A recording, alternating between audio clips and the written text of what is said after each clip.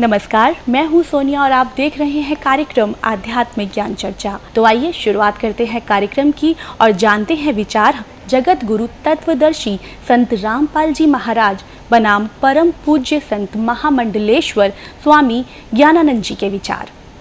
महाराज जी, आपका इष्ट देव कौन है? हमारे इष्ट अखिल कोटि ब्रह्मांड नायक जगत गुरु भगवान श्री कृष्ण हैं। श्री कृष्ण भगवान पूर्ण अवतार हैं। कृष्णस्तु भगवान स्वयं। हर पहलू इस अवतार का अपने आप में एक प्रेरणा है। कोई भी उनकी लीला लें, कोई भी उनकी भाव भंगिमा लें, वो सब कुछ जीवन की एक प्रेरणा के रूप में है। भले वो माखन चोरी की लीला हो, वो एक भाव के स्वीकार करने की लीला है, या उनकी वंशी नाद हो, वो प्रेम का एक दिव्य नाद है, या उनका गीता ज्ञान हो, वो मानव मात्र की जागृति का एक आह्वान है। और ये सब देखते हुए हमारी एक समर्पित श्रद्धा भगवान कृष्ण के प्रति इष्ट के रूप में उन्हें स्वीकारने के रूप में है। तो ये थे स्वामी ज्ञानानंद जी के विचार। और आइए अब जानते हैं आदरणीय इस्कॉन प्रमुख महम्मद दास जी के विचार। आपका इष्ट देव कौन है? हमारे इष्ट देव तो भगवान श्री कृष्ण हैं। हम तो उन्हीं के लिए जन्म जन्मांतर तक उन्हीं की सेवा के लिए आराधना करते हैं कि उनकी कृपा मिले, जिससे कि अंतिम समय जब हम प्रयाण काल होता है, जब हम शरीर छोड़ें, तो भगवान का कीर्तन करते, उनका स्मरण करते हुए हम उनके धाम में प्रवेश करें। हरे कृष्णा। ये थे आदरणीय इस्कॉन प्रमुख महम्मद दास जी के विचार। और आइए अब जानते हैं जगत गुरु तत्वदर्शी संत रामपाल जी महाराज के विचार। दंडवतम गोविंद गुरु बंधु अविजन सोए, पहले भये प्रणाम तिन नमो जो आगे होए। ग्रीव नमो नमो सतपुरुष को, नमस्कार गुरु की नहीं। सुर नर मुनि जन साधुआं, संतों सर्वसदी नहीं। सतगुरु साहेब संत सब दंडोतम प्रणाम, आगे पीछे मध्य हुए तिनको जा कुर्बान। अनंत कोटि ब्रह्मांड में बंदी छोड़ कहाए, सो तो एक कबीर हैं जननी जने नमाए। अनंत कोटि ब्रह्मांड का एक रति नई बार, सतगुरु पुरुष कबीर हैं कुल के सिरजनहार। पुण्यात्माओं, आध्यात्मिक ज्ञान इतना उलझ चुका है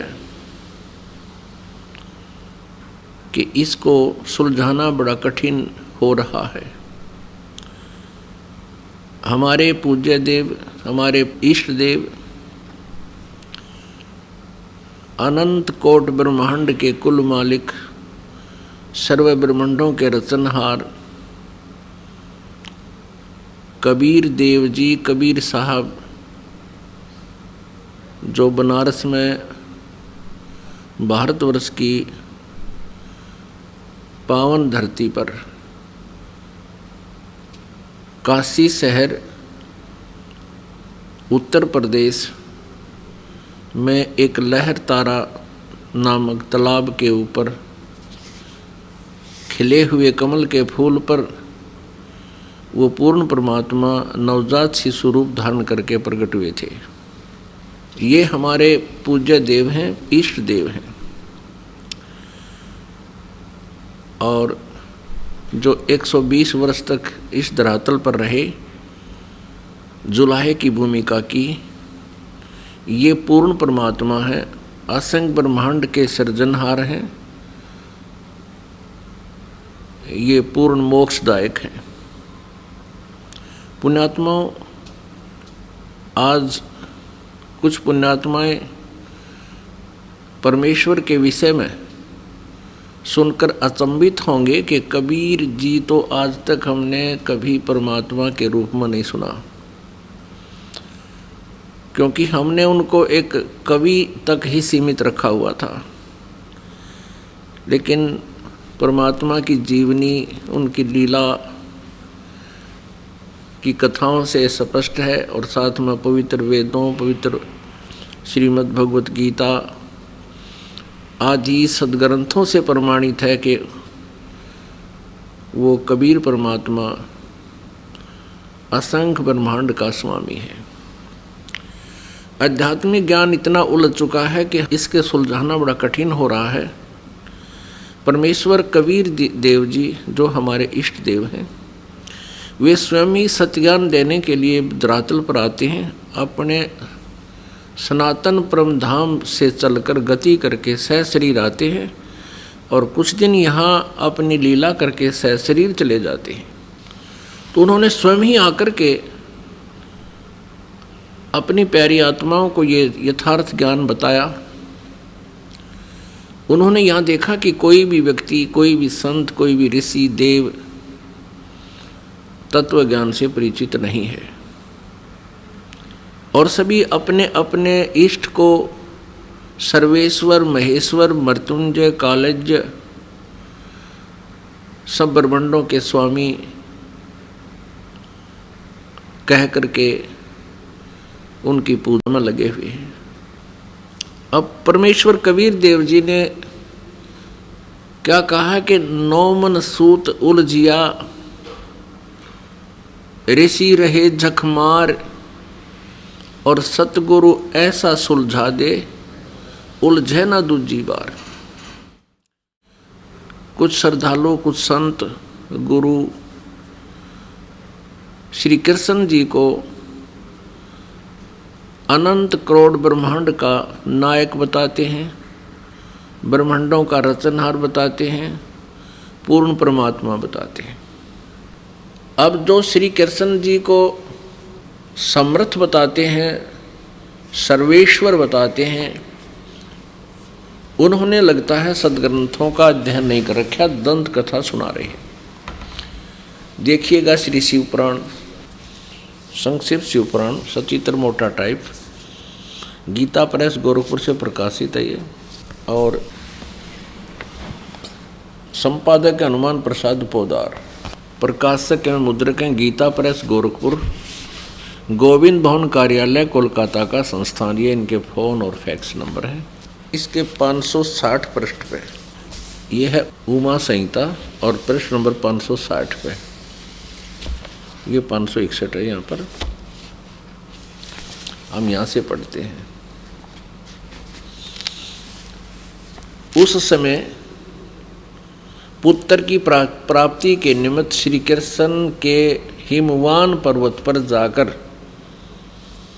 महर्षि उपमन्यु से मिलने, उनकी बताई हुई पद्धति के अनुसार भगवान शिव की प्रसन्नता के लिए तप करने, उनके तप से प्रसन्न होकर पार्वती, कार्तिकेय तथा श्री गणेश सहित शिव के प्रकट होने तथा श्री कृष्ण के द्वारा उनकी स्तुति पूर्वक वरदान मांगने की कथा सुनाकर संत कुमार जी ने कहा, श्री कृष्ण का वचन सुनकर भगवान भव यानी शिव जी उनसे बोले, वासुदेव तुमने जो कुछ मनोरथ किया है वह सब पूर्ण होगा। इतना कहकर त्रिशूलधारी भगवान शिव फिर बोले, यादवेंद्र तुम्हें सांब नाम से प्रसिद्ध एक महापराक्रमी बलवान पुत्र प्राप्त होगा। एक समय मुनियों ने भयानक संवर्तक यानी प्रलयंकर सूर्य को शाप दिया था, तुम मनुष्य योनि में उत्पन्न होोगे, अतः वे संवर्तक सूर्य ही तुम्हारे पुत्र होंगे। इसके सिवा जो जो वस्तु तुम्हें अभिष्ट है वह सब तुम प्राप्त करो। संत कुमार जी कहते हैं, इस प्रकार परमेश्वर शिव से संपूर्ण वरों को प्राप्त करके श्री कृष्ण विविध प्रकार की बहुत सी स्तुतियों द्वारा उन्हें पूर्णतः संतुष्ट किया। तदंतर भगत वसल गिरिराज कुमारी यानी पार्वती ने शिवा ने प्रसन्न हो उन तपस्वी शिव भगत महात्मा वासुदेव से कहा, यानी कृष्ण से कहा। पार्वती बोली, परम बुद्धिमान वासुदेव नंदन श्री कृष्ण, मैं तुमसे बहुत संतुष्ट हूँ। अनग तुम मुझसे भी उन मनोवांछित वरों को ग्रहण करो, भूतल पर दुर्लभ है। श्री कृष्ण ने कहा, देवी यदि आप मेरे इस सत्य तप से संतुष्ट हैं और मुझे वर दे रही हैं, तो मैं चाहता हूँ कि ब्राह्मणों के प्रति कभी मेरे मन में द्वेष न हो।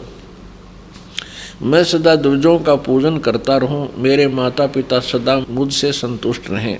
मैं जहाँ कहीं भी जाऊं, समस्त प्राणियों के प्रति मेरे हृदय में अनुकूल भाव रहे। आपके दर्शन के प्रभाव से मेरी संतति उत्तम हो। अब पुण्यात्माओं, आप इन सद्ग्रंथों को आँखों देखकर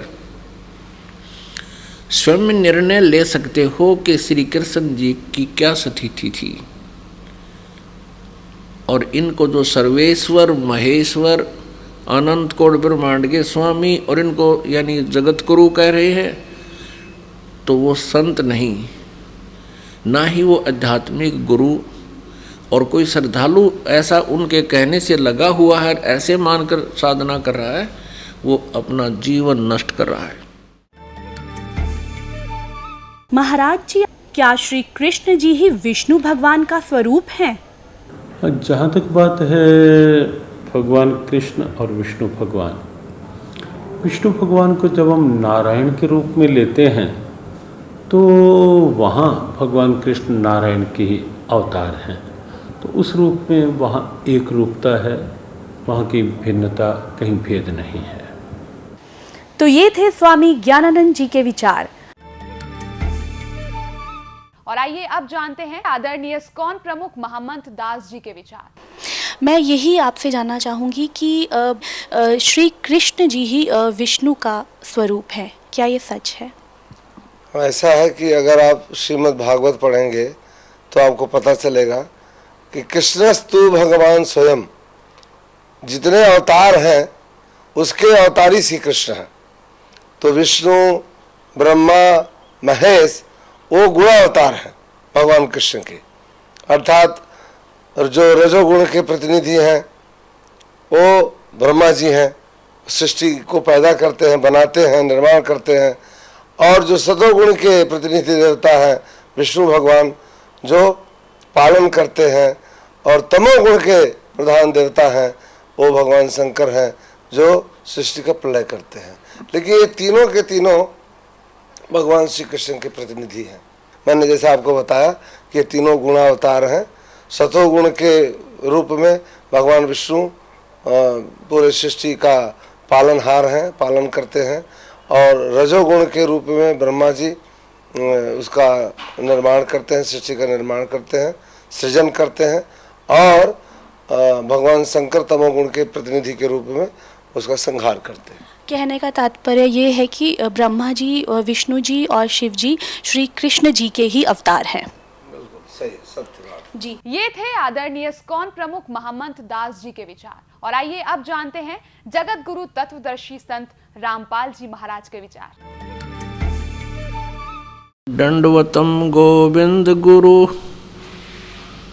बंधु अविजन सोए, पहले भये प्रणाम तिन नमो जो आगे होए। कुछ श्रद्धालु, कुछ संत गुरु श्री कृष्ण जी को अनंत करोड़ ब्रह्मांड का नायक बताते हैं, ब्रह्मांडों का रचनहार बताते हैं, पूर्ण परमात्मा बताते हैं। साथ में ये भी कहते हैं कि वो श्री विष्णु जी के ही अवतार थे, यानी श्री विष्णु जी ही स्वयं धरातल पर अवतरित हुए हैं। श्री विष्णु जी सतोगुण प्रभु हैं, ये भी उन्हें स्वीकार्य है। पुण्यात्माओं, किसी भी निर्णय पर पहुंचने के लिए हमने कोई आधार बनाना होगा। जिन भगवानों यानी श्री ब्रह्मा जी, श्री विष्णु जी, श्री शिव जी की हम महिमा जो मौखिक सुना करते थे, और मौखिक कथा सुनाने वाले यही कहते हैं कि श्रीमद् भागवत सुधा सागर में ऐसा लिखा है और श्री शिव पुराण में ऐसा लिखा है, श्री विष्णु पुराण में ऐसा लिखा है, श्री देवी पुराण में ऐसा लिखा है। और उन्हीं पवित्र पुराणों को आधार बता करके ये कहा करते थे कि कह रहे हैं अब भी कि ब्रह्मा विष्णु महेश अजन्मा है, इनकी जन्म मृत्यु नहीं होती। कुछ एक इतना तो मानने लग गए हैं विश्वास के ज्ञान को सुनकर कि वो सर्ग के अंत में विराट परमात्मा में लीन हो जाते हैं और फिर प्रारंभ में वो फिर प्रकट हो जाते हैं। ये इनका भ्रमित ज्ञान है, लोक वेद है, दंत कथाएं हैं, यथार्थ ज्ञान नहीं है। श्री कृष्ण जी सतोगुण प्रभु हैं। एक ब्रह्मांड के अंदर एक विभागीय मंत्री जानो, सतोगुण विभाग के एक मंत्री यानी साहेब हैं, इतने स्वामी हैं, इतने प्रभु हैं। ये अनंत कोट ब्रह्मांड के नायक नहीं हैं। इनके समांतर शक्ति श्री ब्रह्मा जी ये रजोगुण विभाग के स्वामी हैं और स्वयं भी ये रजोगुण युक्त हैं। श्री कृष्ण जी श्री विष्णु जी ये भी सतोगुण युक्त हैं, सतोगुण है ये। और इन्हीं के समांतर श्री शिव जी जो तमोगुण हैं, ये भी एक विभाग के मंत्री हैं एक ब्रह्मांड में। और 3 लोकों पर, पृथ्वी लोक, पाताल लोक और स्वर्ग लोक तक इन तीनों भगवानों की एक विभागीय पावर शक्ति है। इनको अनंत कोट ब्रह्मांड का स्वामी बताना, पूर्ण परमात्मा का अवतार बताना, पूर्ण परमात्मा कहना, ये भ्रमित ज्ञान है, ये लोक वेद है, यथार्थ ज्ञान नहीं है। तो पुण्यात्मा अब आपके रूबरू कराते हैं उन सदग्रंथों को जिनमें परमात्मा के विषय में लिखा हुआ है और ब्रह्मा विष्णु और शिव जी के विषय में भी उन्हीं की इतिहास में लिखा हुआ है, वो आपके रूबरू कराते हैं। श्री कृष्ण जी विष्णु अवतार थे, यानी स्वयं विष्णु जी ही श्री कृष्ण रूप में देवकी जी के गर्भ से जन्मे थे। इसका प्रमाण आपको दिखाते हैं। अब देखिएगा आपके समक्ष श्रीमद् भागवत सुधा सागर के अंदर प्रमाण दिखाते हैं। गीता प्रेस गोरखपुर से प्रकाशित है। सचित्र श्री भागवत सुधा सागर भगवान वेद व्यास कृत श्रीमद् भागवत 12 स्कंदों की सरल हिंदी व्याख्या श्लोकांक सहित सुख सागर, गीता प्रेस गोरखपुर से प्रकाशित है। इसके मुद्रक एवं प्रकाशक हैं गीता प्रेस गोरखपुर। इसके पृष्ठ नंबर 549 पे 549 पृष्ठ नंबर पर दिखाते हैं। ये देखिएगा 10वां स्कंद अध्याय 3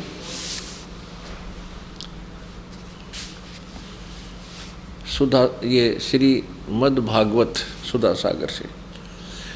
जिस समय भगवान के आविर्भाव का अवसर आया, स्वर्ग में देवताओं की दुदुम्बियाँ अपने आप बज उठी। उसी समय सबके हृदय में विराजमान भगवान विष्णु देव रूपिणी देवकी के गर्भ से प्रकट हुए। जैसे पूर्व दिशा में 16 कलाओं से पूर्ण चंद्रमा का उदय हो गया हो। अब पुण्यात्माओं ये स्पष्ट हो गया कि श्री कृष्ण जी ही स्वयं श्री विष्णु जी है, यानी श्री विष्णु जी ही श्री कृष्ण रूप में प्रकट हुए। महाराज जी, श्रीमद् भगवत गीता जी का ज्ञान किसने बोला?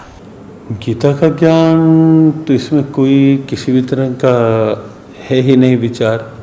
केवल भगवान श्री कृष्ण गीता के उपदेष्टा हैं, गीता के वक्ता हैं, और महर्षि वेदव्यास ने स्वयं ये बात स्वीकार करके कही है, गीता सुगीता कर्तव्या के मन्ये शास्त्र विस्तरे या स्वयं पद्मनाभस्य मुखपद्माद्य निःसृतः। गीता को जीवन का गीत बनाओ। क्यों? क्योंकि ये स्वयं साक्षात भगवान के मुख कमल से निःसृत निकली हुई दिव्य वाणी है। संजय गीता का एक ऐसा पात्र है जिसके पास दिव्य दृष्टि है, और उसने अपनी दिव्य दृष्टि से जब गीता ज्ञान सुना तो गीता के समापन श्लोकों में संजय ने स्वीकारा, योगम योगेश्वरात् कृष्णात् साक्षात कथ्यता स्वयं। मैंने स्वयं योगेश्वर भगवान श्री कृष्ण से साक्षात गीता का ज्ञान कथन करते हुए श्रवण किया है। तो इसमें तनिक भी संदेह नहीं कि गीता भगवान श्री कृष्ण के मुखारविंद से निकली हुई दिव्य वाणी है। तो ये थे स्वामी ज्ञानानंद जी के विचार। और आइए अब जानते हैं आदरणीय इस्कॉन प्रमुख महमंत दास जी के विचार। प्रभु जी, यहाँ एक चीज़ और जानना चाहेंगे कि श्रीमद् भगवत गीता जी का क्या जो ज्ञान है वो किसने बोला है?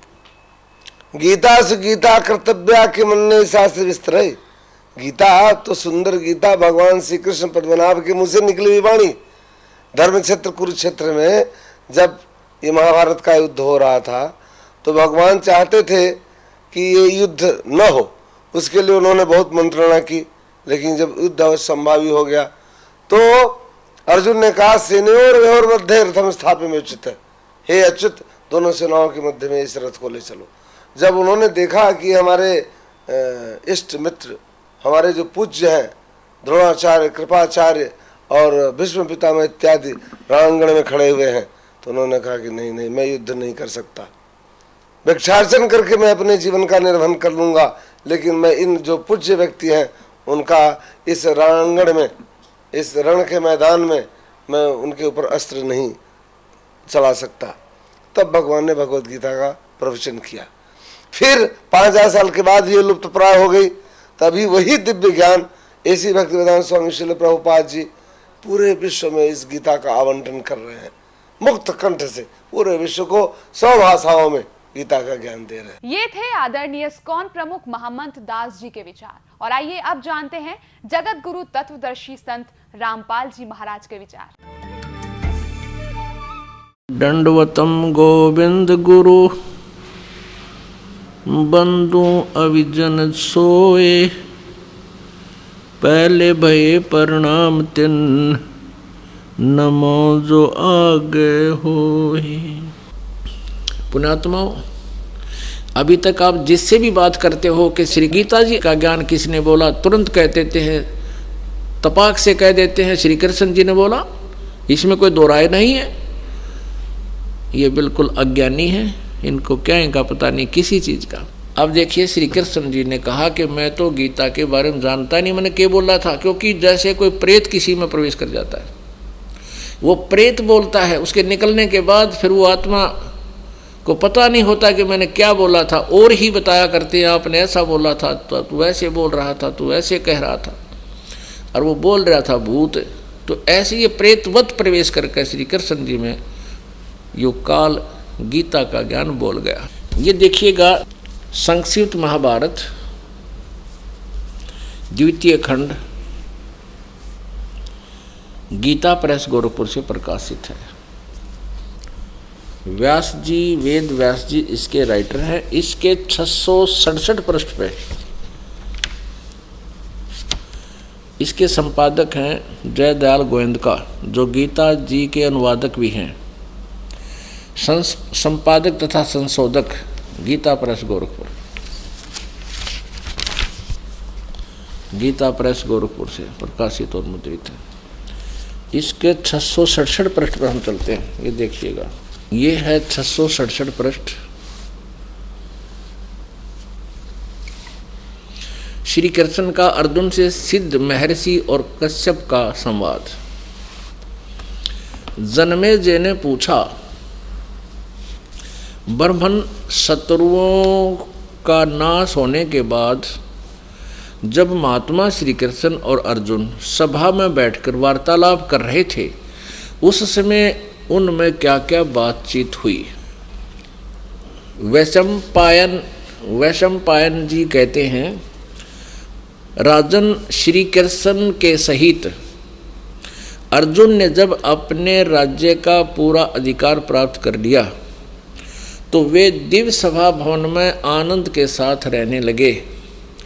एक दिन सज्जनों से घिरे हुए वे दोनों मित्र स्वेच्छा से घूमते घूमते सभा मंडप के ऐसे भाग में पहुँचे जो स्वर्ग के समान सुंदर था। पांडव नंदन अर्जुन श्री कृष्ण के साथ रहकर बहुत प्रसन्न थे। उन्होंने एक बार उस रमणीय सभा की ओर दृष्टि डालकर भगवान से ये वचन कहा, देवकी नंदन, जब युद्ध का अवसर उपस्थित था उसमें मुझे आपके माध्यम का ज्ञान और ईश्वरीय स्वरूप का दर्शन हुआ था, किंतु केशव, आपने स्नेहवश पहले मुझे जो ज्ञान का उपदेश किया था वह सब इसमें बुद्धि के दोष से भूल गया है। यानी जो गीता ज्ञान सुनाया था युद्ध के दौरान, अब मैं भूल गया। अर्जुन बोल रहा है, उन विषयों को सुनने के लिए बारंबार मेरे मन में उत्कंठा होती है कि वो ज्ञान गीता वाला मुझे फिर सुना दे, मैं सुनना चाहता हूँ। इधर आप जल्दी ही द्वारका जाने वाले हैं, अतः पुनः वह सब विषय मुझे सुना दीजिए। पुण्यात्माओं, अर्जुन भगवान श्री कृष्ण जी से कह रहे हैं कि भगवान, जो गीता जी का ज्ञान आपने युद्ध के दौरान सुनाया था उसको मैं भूल चुका हूँ और वही ज्ञान मुझे फिर सुनाइए, मेरी बहुत प्रबल इच्छा है सुनने की। अब श्री कृष्ण जी क्या कहते हैं देखना, इधर आप जल्दी ही द्वारका जाने वाले हैं, अतः पुनः वह सब विषय मुझे सुना दीजिए, अर्जुन ने कहा। अब वैशंपायन जी कह रहे हैं कि अर्जुन के ऐसे कहने पर वक्ताओं में श्रेष्ठ महातेजस्वी भगवान श्री कृष्ण ने उन्हें गले से लगाकर इस प्रकार उत्तर दिया। श्री कृष्ण बोले, अर्जुन, उस समय मैंने तुम्हें अत्यंत गोपनीय विषय का श्रवण कराया था। अपने स्वरूप भूत धर्म सनातन पुरुषोत्तम तत्व का परिचय दिया था और नित्य लोकों का भी वर्णन किया था, किंतु तुमने जो अपनी नासमझी के कारण उस उपदेश को याद नहीं रखा, यह जानकर मुझे बड़ा खेद हुआ है। उन बातों का अब पूरा स्मरण होना संभव नहीं जान पड़ता। पांडव नंदन, निश्चय ही तुम बड़े श्रद्धाहीन हो, तुम्हारी बुद्धि अच्छी नहीं जान पड़ती। अब मेरे लिए उस उपदेश को ज्यों का त्यों दोहरा देना कठिन है, क्योंकि उस समय योग युक्त होकर मैंने परमात्म तत्व का वर्णन किया था। पुण्यात्माओं, अब श्री कृष्ण जी अर्जुन पर तो डांट मार रहे हैं, धमका रहे हैं कि तू बड़ा श्रद्धाहीन है, तेरी बुद्धि अच्छी नहीं है, तूने याद क्यों नहीं रखा गीता जी के ज्ञान को। और स्वयं कह रहे हैं, अब मुझे वो पूरा फिर याद नहीं आ सकता। कोई बात हुई है जिसे सीधे श्री कृष्ण जी ने कह का भी नहीं पता था कि गीता में मैंने बोला क्या है। पुण्यात्माओं, अब ये दास सत्संग कर रहा है जिस विषय पर, और आप सुन रहे हो, जो प्रथम बार इस ज्ञान को सुनेगा उसको 20% याद रहेगा मुश्किल से। और मैं वक्ता हूँ, अपनी होश में बोल रहा हूँ, तो मुझसे कभी सुन लेना, उसी समय सुना दूंगा, क्योंकि मैं अपने होश में बोल रहा हूँ। और आप मुझसे पूछो कि वो सुनाना वो विषय जो उस दिन सुनाया था, और मैं कहूँ तुमने याद क्यों नहीं रखा, मुझे याद नहीं, इससे सिद्ध है कि मैंने बोला ही नहीं, यानी किसी और कोई भूत बोल गया मेरे अंदर आकर के, तब मैं ऐसी बातें कह सकता हूँ। तो ऐसे ही श्री कृष्ण जी में काल बोल रहा था। ये काल कौन है? ये 21 ब्रह्मांड का स्वामी है, ब्रह्मा विष्णु महेश का पिता है, दुर्गा इसकी पत्नी है, ब्रह्मा विष्णु महेश की माता दुर्गा है। ये काल जो है, इसने गीता जी अध्याय नंबर 4 के श्लोक नंबर 5 और 9 में ये स्पष्ट किया है कि अर्जुन तेरे और मेरे बहुत जन्म हो चुके, तू नहीं जानता, मैं जानता हूँ। मेरे जन्म और कर्म अलौकिक हैं, दिव्य हैं। अब कैसे कर्म दिव्य हैं? अब जैसे श्री कृष्ण में प्रवेश करके भूत की तरह, प्रेत की तरह अपना उल्लू सीधा कर गया, नाश करवा दिया। अर्जुन नटे, कृष्ण नटे, मना करे हम नहीं करते ऐसे युद्ध ना। पहले कृष्ण जी भी मना करे थे कि नहीं ऐसा जुल्म नहीं करना चाहिए, और यहाँ तक प्रतिज्ञा कर ली थी महात्मा ने, श्री कृष्ण जी ने, कि मैं युद्ध नहीं करूँगा, हथियार भी नहीं उठाऊंगा, क्योंकि युद्ध नहीं चाहते थे। वो बड़े शांत प्रिय महापुरुष थे, सतोगुण भगवान है। लेकिन काल ने उसमें प्रवेश किया और अर्जुन को डराया, भयंकर रूप दिखा करके। डरते अर्जुन ने स्वीकृति दे दी, हाँ मैं आपसे सहमत हूँ और युद्ध करूँगा। उसने जान लिया कि यदि एक बार फिर ये विराट रूप दिखा दिया तेरा कलेजा फट जाएगा, इसलिए युद्ध करना ही उसने अपना हित समझा। तो अभी आपको दिखाते हैं इसके जन्म और कर्म कैसे अलौकिक हैं, ये कर्म कैसे अलौकिक करता है। देखिएगा श्री विष्णु पुराण, गीता प्रेस गोरखपुर से प्रकाशित। इसके संपादक कौन है? अनुवादक हैं श्री मुनीलाल गुप्त, और प्रकाशक गीता प्रेस गोरखपुर, और मुद्रक भी यही है, प्रकाशक भी यही है। अब देखना इसके 233 पृष्ठ पे, ये चतुर्थ अंश अध्याय नंबर 2 पृष्ठ नंबर 233 पे, या नीचे आइएगा।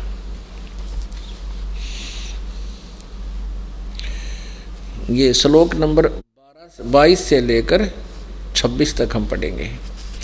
पूर्व काल में त्रेता युग में एक बार अति भीषण देव असुर संग्राम हुआ, देवताओं और राक्षसों का युद्ध हुआ।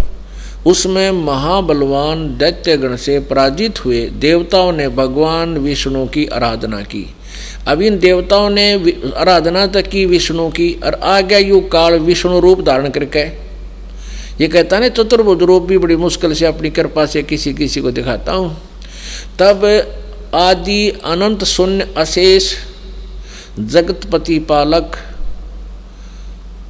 श्री नारायण ने देवताओं से प्रसन्न होकर कहा, आप लोगों का जो कुछ भी अभिष्ट है वह मैंने जान लिया है। उसके विषय में यह बात सुनिए। राज ऋषि ससाद का जो पुरंजय नामक पुत्र है, उस अक्षत्रिय श्रेष्ठ के शरीर में मैं अंश मात्र से अवश्य अवतीर्ण होकर, यानी भूत की तरह प्रवेश कर उन संपूर्ण दैत्यों का नाश करूँगा। अतः तुम लोग पुरंजय को दैत्यों के युद्ध वध के लिए तैयार करो, यानी वहाँ पुरंजय को खड़ा कर लो युद्ध में, मैं उसमें प्रवेश करके सब न मार दूंगा। अब जैसे श्री कृष्ण में आकर यू काल प्रवेश कर गया और युद्ध करा दिया। कृष्ण जी तो नटे थे, और जब अर्जुन मना करने लगा तो श्री कृष्ण तो तुरंत कह देते चल भाई बहुत अच्छा, नहीं लड़ते। तो उसमें युग काल प्रवेश कर गया श्री कृष्ण में, और वो अपना उल्लू सीधा करने के लिए उसको डरा धमका के और युद्ध करवा दिया। तो इस प्रकार ये कहता है कि मैं उनके अंश मात्र से, राजर्षि ससाद का जो पुरंजय नामक पुत्र है, उस अक्षत्रिय श्रेष्ठ के शरीर में अंश मात्र से स्वयं अवतीर्ण होकर उसमें प्रवेश करके उन संपूर्ण दैत्यों का नाश करूंगा। अतः तुम लोग पुरंजय को दैत्यों के वध के लिए तैयार करो। और ये प्रमाण और कमाल का है 242 पृष्ठ पे, यही चतुर्थ अंश और अध्याय नंबर 3 श्री विष्णु पुराण 242 पृष्ठ नीचे आइएगा। ये तीसरा अध्याय है। पूर्व काल में रसातल में मौने नामक 6 करोड़ गंधर्व रहते थे। उन्होंने समस्त नागकुल के प्रधान रतन और अधिकार छीन लिए थे।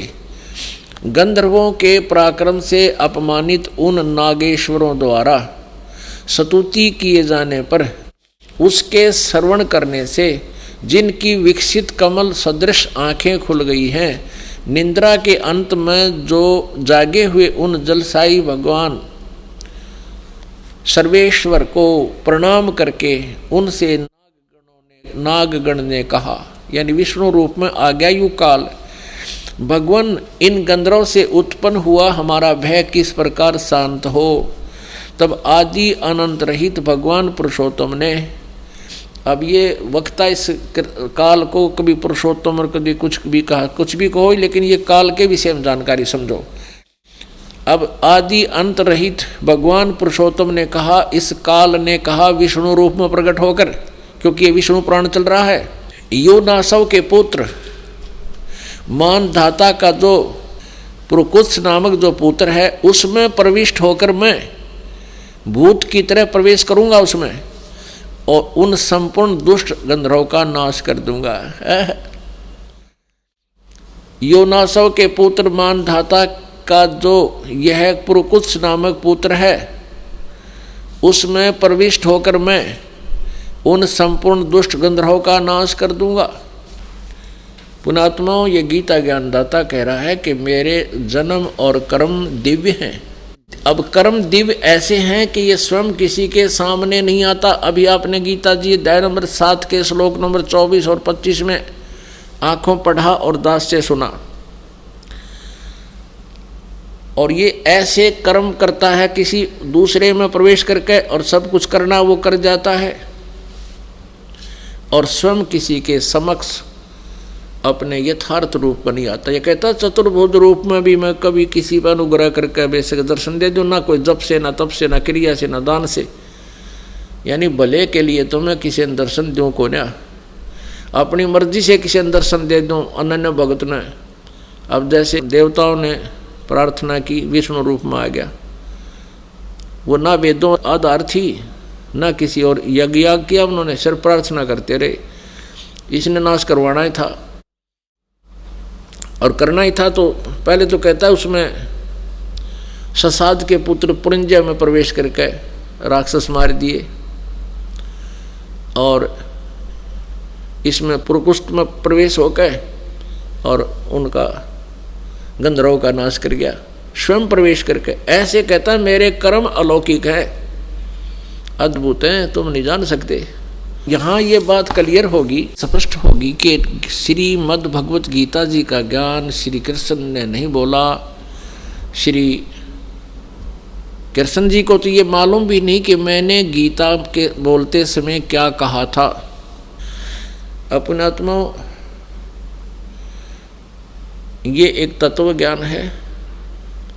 ये पवित्र श्रीमद् भगवद गीता लगभग 5000 वर्ष से पहले 5500 वर्ष के आसपास ये लिपिबद्ध की गई थी, और पवित्र हिंदू धर्म इसको शिरोधार्य मानता है और बहुत ही उत्तम शास्त्र है। लेकिन इसमें वास्तविकता क्या है ये नहीं परिचित थे, इसको नहीं जान सके। और पुण्यात्माओं, अपने घर में औषधियों की बुक रखी है और वो बहुत ही अच्छी जानकारी है, लेकिन हम समझ नहीं सके। उसकी एक्वेशन उसका अलग से बना लिया गलत, उसको औषधियाँ तैयार करके हम विनाश को प्राप्त हो गए, रोग नाश नहीं हुआ। तो अब इस दास के ऊपर कृपा की परमात्मा ने, ये वही अनमोल सदग्रंथ श्रीमद् भगवत गीता अपने पास है। हम सभी शिक्षित हैं, इस शिक्षा का अब हम लाभ उठाएंगे और परमात्मा पाएंगे। अपनात्मा, प्रमाण के बिना आप नहीं मान सकते, क्योंकि लोक वेद आप जी ने बहुत सुन रखा है, और उस लोक वेद को जो अज्ञान था, अधूरा ज्ञान था, उसको हटाने के लिए, उसका नाश करने के लिए ये तत्व ज्ञान सुनाना पड़ रहा है और साथ में ये प्रमाण आपके समक्ष प्रस्तुत करने पड़ रहे हैं, और फिर आप इस तत्व ज्ञान को स्वीकार करके अपना कल्याण करा पाओगे। अब एक और प्रमाण देते हैं कि महाभारत में प्रमाण है कि श्री कृष्ण जी ने कौरवों की सभा में अपना विराट रूप दिखाया था, तो इससे भी आपको प्रमाणित हो जाएगा। ये देखिएगा, संक्षिप्त महाभारत प्रथम खंड गीता प्रेस गोरखपुर से प्रकाशित है।